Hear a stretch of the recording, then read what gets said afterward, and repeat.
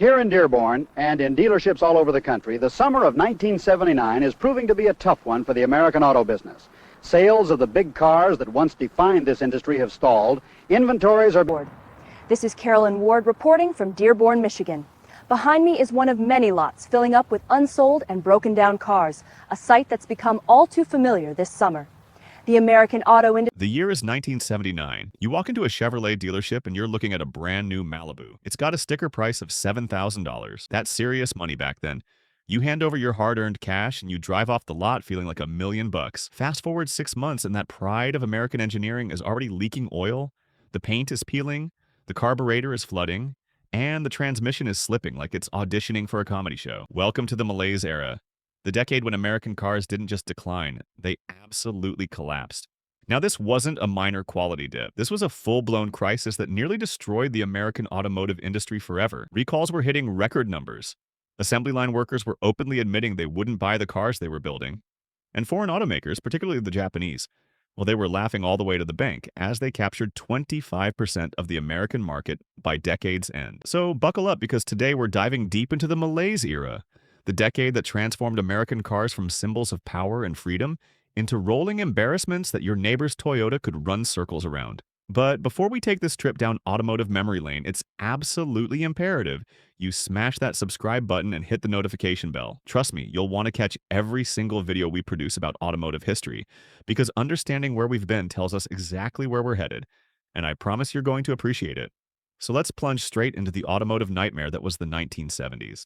Now, to understand the Malaise era, we need to rewind just a bit to the golden age that came before it. The 1950s and 60s were absolutely glorious for American automakers. Detroit was pumping out massive V8-powered machines, with names like GTO, Charger, and Mustang. These weren't just cars, they were cultural icons.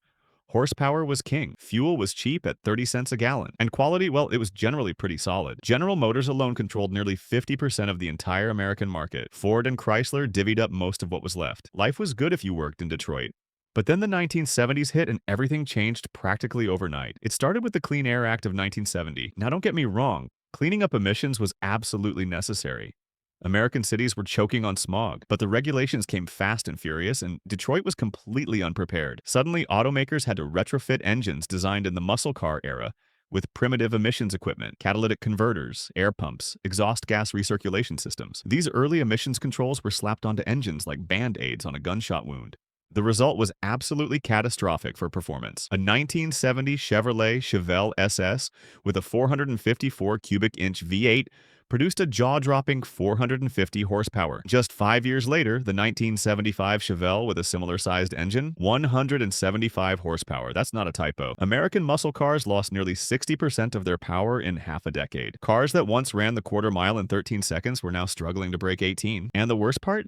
They weren't even reliable anymore. See, Detroit engineers were trying to meet emission standards with 1950s technology. Carburetors were never designed to run this lean. Ignition systems couldn't handle. The result was cars that ran rough, got terrible fuel economy despite having no power, and broke down constantly. Vacuum hoses under the hood multiplied like rabbits. Some engines had over 30 separate vacuum lines, and if just one cracked or came loose, the whole system would fail. Mechanics were overwhelmed. Owners were furious.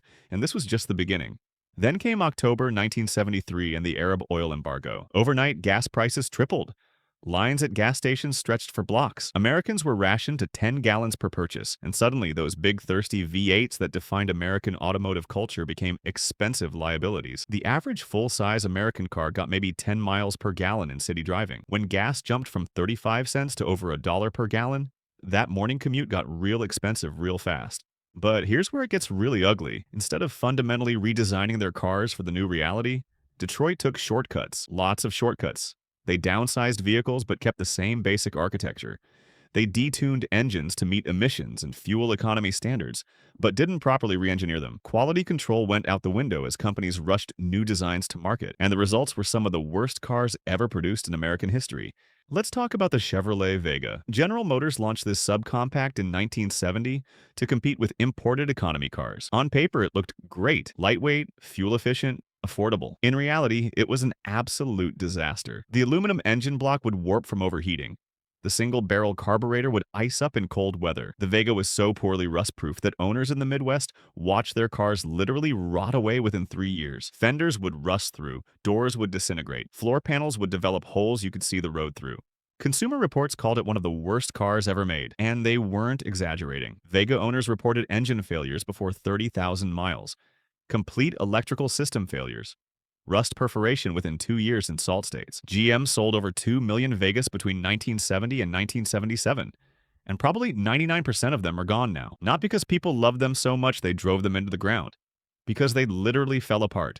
The Ford Pinto? Even worse. This subcompact became infamous for its fuel tank placement that could rupture in rear-end collisions, potentially causing fires. Ford knew about the problem. Internal documents showed they'd done a cost-benefit analysis and determined it was cheaper to pay injury settlements than recall and fix millions of vehicles. When this came out in court, it absolutely destroyed consumer trust. The Pinto became a symbol of corporate negligence. And even if you ignored the safety issues, the Pinto was still a poorly built, underpowered econobox that rusted faster than a nail in salt water.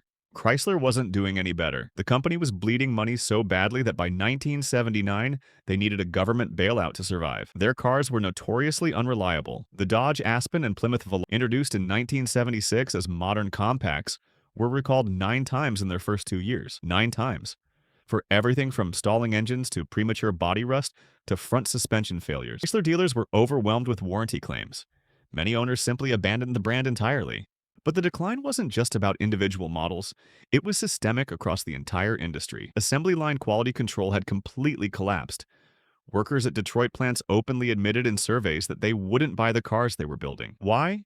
Because they saw the shortcuts, the cost-cutting, the pressure to push vehicles through production, regardless of quality. Panels didn't fit properly. Paint jobs were rushed and thin. Fasteners were left loose or missing entirely. Cars were leaving factories with defects that should never have made it past quality control. The recall numbers tell the story. In 1966, there were 113 recalls affecting about 4 million vehicles. By 1978, there were over 400 recalls affecting more than 15 million vehicles. That's nearly 1 recall for every 10 cars on American roads. Major recalls became routine. Engines catching fire, steering systems failing, brake systems malfunctioning. These weren't minor issues. These were catastrophic safety defects. Consumer confidence absolutely evaporated. Americans who'd bought domestic cars their entire lives started looking elsewhere, and what they found were Japanese imports that were smaller, more fuel efficient, better built, and more reliable. Honda, Toyota, and Datsun, which later became Nissan, were importing cars that might not have been exciting, but they started every morning. They didn't leak oil, they didn't rust through in 3 years, and when they hit 70,000 miles, they just kept going. The Toyota Corolla became legendary for reliability. Owners reported 200,000 miles with just routine maintenance. The Honda Civic revolutionized the small car segment with its CVCC engine that met emission standards without a catalytic converter, proving Japanese engineers had figured out what Detroit couldn't. Datsun's 210 and 510 were basic transportation, but they were honest, well-built basic transportation. And Americans noticed. Import market share told the story. In 1965, imports held just 6% of the U.S. market. By 1975, they had 15%. By 1980, nearly 28%. That's not gradual growth, that's a hostile takeover. And it was entirely self-inflicted by Detroit's quality failures. Every Chevy that died at 40,000 miles sent another customer to Toyota. Every Ford that rusted through sent another family to Honda. Detroit was literally driving customers to their competitors. The economic impact was devastating. By the end of the 70s, Detroit was in full crisis mode. Chrysler needed $1.5 billion in federal loan guarantees to avoid bankruptcy in 1979. Ford lost over $1 billion in 1980 alone. GM was still profitable, but losing market share every quarter. Factory closures started, layoffs mounted. Entire communities built around auto manufacturing faced economic devastation. But here's what makes the Malaise era so frustrating. It didn't have to happen. The technology existed to build quality fuel-efficient cars. The Japanese proved it. European manufacturers proved it. But Detroit was locked into a business model built on planned obsolescence, annual styling changes, and the assumption that Americans would always buy domestic. When that assumption collapsed the industry, the broader economic problems made everything worse. The 70s brought stagflation, the toxic combination of high inflation and economic stagnation. The economy was growing slowly or not at all, but prices were skyrocketing. Interest rates hit double digits. Unemployment climbed. Consumer purchasing power declined. In that environment, spending $7,000 or $8,000 on a new car that might not last 5 years became increasingly hard to justify, especially when a Toyota cost the same and would last twice as long. The Malaise era also destroyed. The muscle car era ended, not with a bang, but with a pathetic whimper. By 1975, even legendary performance nameplates were shadows of their former selves. The Pontiac Trans Am, still styled to look fast with its screaming chicken hood decal, had a top engine option making just 200 horsepower. The Chevrolet Corvette, America's sports car, was down to 190 horsepower by 1975. The Ford Mustang II, introduced in 1974, was a rebadged Pinto with luxury pretensions. It was slow, ugly, and an insult to the Mustang name.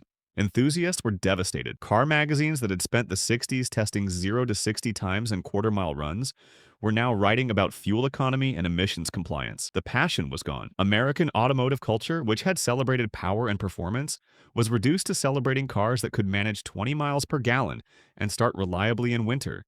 The Malaise era also changed how Americans bought cars. Before the 70s, brand loyalty was intense. You were a Ford family or a Chevy family. Multiple generations would buy from the same manufacturer. That loyalty shattered during the Malaise era.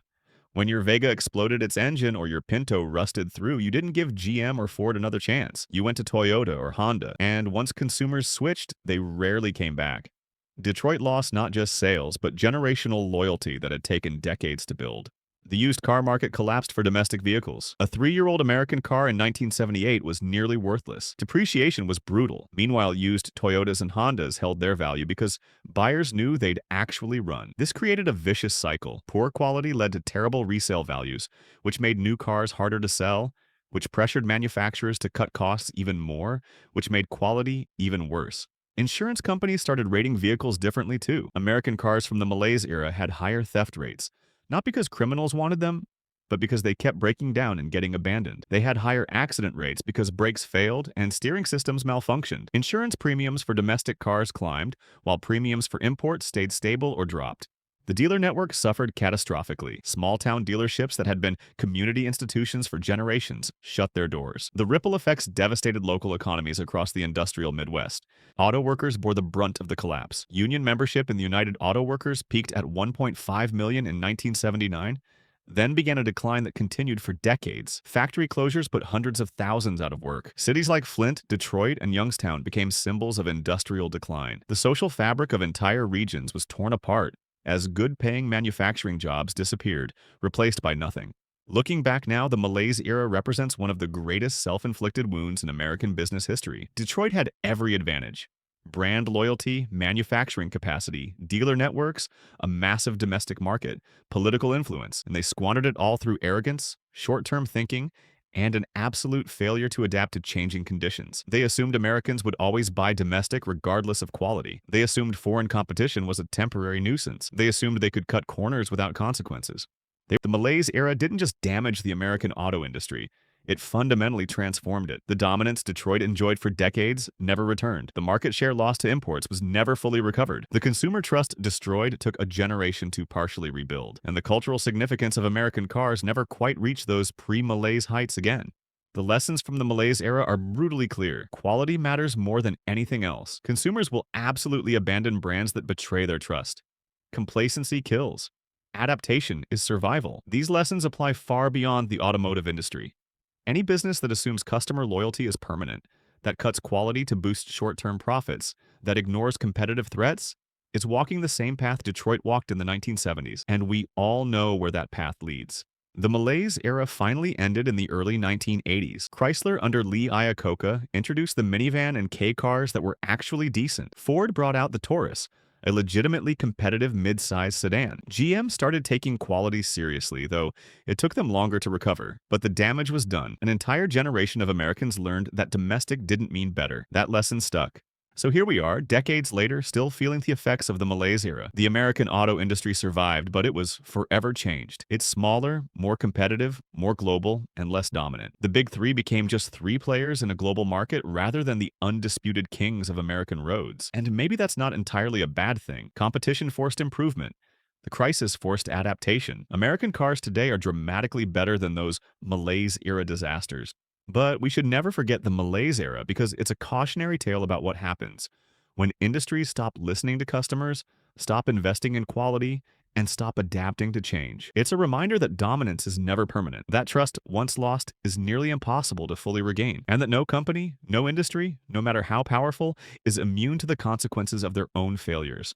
The Malaise era was the decade American cars died and had to be reborn. The question is, have we really learned the lessons, or are we destined to repeat the same mistakes in different forms? Only time will tell. So, what do you think? Did Detroit deserve what happened in the Malaise era?